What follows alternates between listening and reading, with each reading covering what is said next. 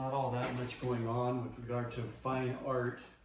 I have worked on a few things the last week, like this here, black and blue. This one here, which is solar wind.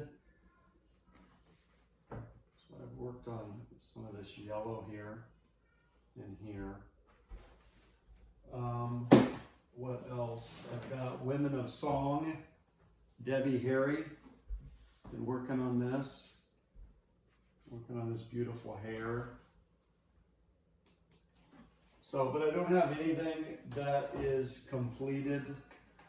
And in the last week, I've been mostly focused with Finding My Way in the Art World, Book 1, 1966 through 1971. Let's see here.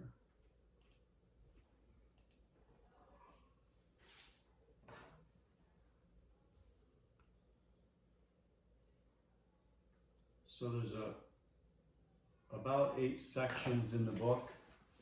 I've got the first section. I've got the introduction and preface and all that stuff done. And then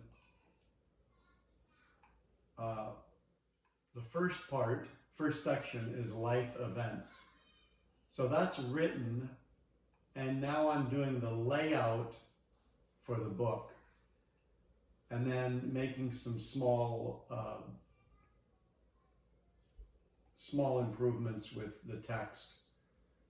But it's pretty complicated once you start working on something like this. So not only do you have to have the design of the pages to look good, a nice design, but like if it's an actual item, let me make sure this is getting in the shot here.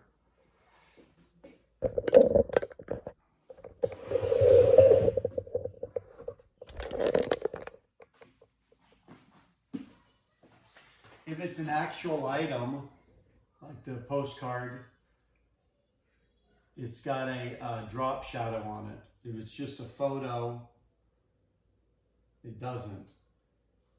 These right here are actual printed photos from the photo album. So they have drop shadows. This is open because there's one picture I haven't scanned yet that's going right there. But not only do you have to do all of that, each paragraph, in order to locate things in the index, each paragraph has its own number, so you can just locate things by number. But then each image is a figure, so each figure has to have its own number. And this is a different numbering system than the paragraphs. And then each caption needs to be written a certain way, with the date if possible. And then like here, above clockwise, all November 1966, then below. So all that stuff has to be in order for our archival purposes. It needs to be museum level format, what a catalog from a museum for art would be like. Then we have these boxes here, which will have QR codes, which will link to videos so you can watch events that took place in these years. These are 1971, that's 1967.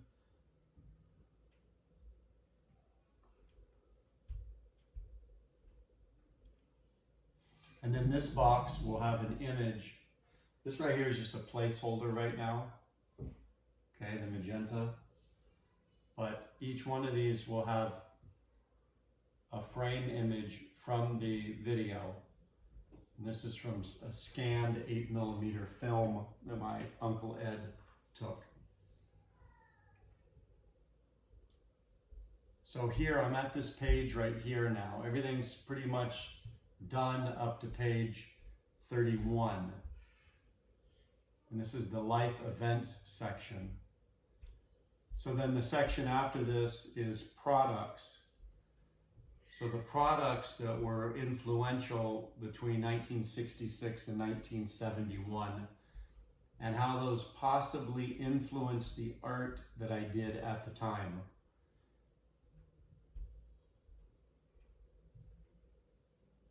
The Salton Sea. I'm gonna have a couple current photos here of a trip we took to the Salton Sea that shows the dead fish all on the shore. These are all from 70, 71, and then that'll be like from 2022, I think. But I don't have any idea where I put them right now. So, and then like as I'm working on the bigger picture, I'm trying to, you know, tighten up the smaller stuff. Like here in the QR box, I see that this R is capitalized and it shouldn't be.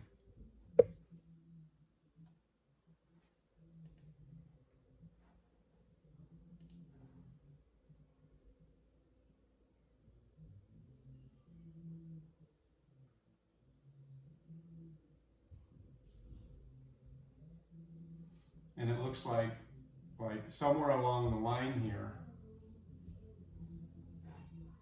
let's see.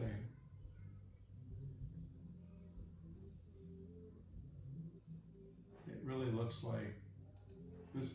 It's a lot of work.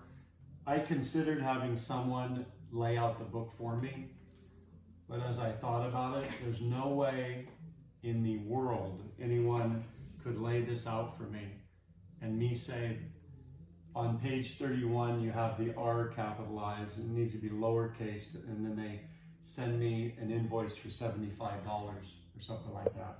So it's just not possible. So I had to download this free app, Scribus, and learn how to use it so that I could do it myself. So I'm looking at this, and it's too tight here. So if I select both those together, you see I can drag these down, or I can use this down arrow and slowly bring it down. So that looks a lot better, which then means that the caption needs to be brought down. And then since these do not go to this edge where the text goes, I brought them in. This caption should not be flush with this writing, it should be flush with this photo, which means it's selected, so I'm slowly moving it to the right here. So like each day I work on this, and it's just a very slow process to get it all done. So it's been a few days since I posted a video, and it'll be the same way for the next few weeks maybe while I'm working on this, because this is totally boring to anyone else other than me. So, which is why I need to move on from this subject right now. Okay, so doing the layout for the life events section. The next section after that is products. So I've been finding some products on eBay, so I can use them as figures or photos for the book to show what these products look like. But only the ones that have something to do with either the design or the logo or the characters that were presented to me as a child. So like Otter Pops. This is a new one. I just bought this at Albertsons. But these characters right here were part of my childhood. And look, here's 3 more. So what are their names? Louis Blue Raspberry, Strawberry Short Kook, Sir Isaac Lime, Alexander the Grape, Poncho Punch, and Little Orphan Orange. There's Little Orphan Orange. Oh, there she is. Okay, so I need to take some photos of that in order to show those characters, because characters and made up worlds were very important to me as a child. So it influenced the things that I painted and drew. Let's see, we already looked at this one the other day. That's the Taco Bell coffee cup from the 80s. This just came today. So 1967 crayon box. So I had one of these as a child, or a smaller single, whatever, 24 crayon set. But I bought this one on eBay because it's from this same time period, and I realized when I was looking at it, this is very much like a Marlboro Reds cigarette box. So what are the chances that this design, and Marlboro has the red one, right? And the box is like the Marlboro cigarette box, and the cigarette box has cigarettes in it that are shaped just like this. So somehow or another, I've got to explain or just question the relationship between this marketing presentation and cigarettes from the late 60s, early 70s. This came with almost all of them. There's one missing, but look, most of these have not been used. 1967. And when you smell this, it smells like 1967. It smells like a musty old person's attic and crayon wax.